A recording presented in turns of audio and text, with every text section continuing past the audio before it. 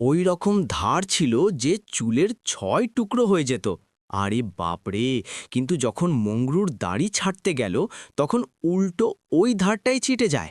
বাপরে! তুই তো গবরু!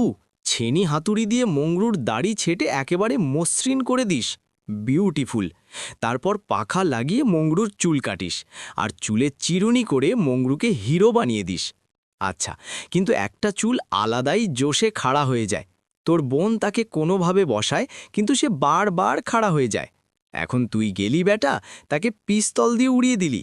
এসব কি দেখতে হচ্ছে?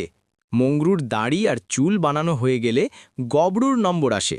মংরু কথা দেয় যে সবচেয়ে আলাদা দাড়ি বানাবো, সিস্টেম ফাটিয়ে দেব। তারপর মংরু গবরুর গায়ে টেনে কাপড় বেঁধে দেয় এবং তার জিভ দিয়ে ওই রকম ধার বাড়ায়। ধাপ! বাপরে! তারপর শালা গরম কাপড়টা গবরুর মুখের উপর রেখে দেয়। তো গবরু আবার শালা মংরু সিমেন্ট গুলে গবরুর দাঁড়িতে লাগিয়ে দেয়। তারপর বারুদ ছিটিয়ে আগুন ছুঁয়ে দেয়। চ্যানেলটি সাবস্ক্রাইব করুন।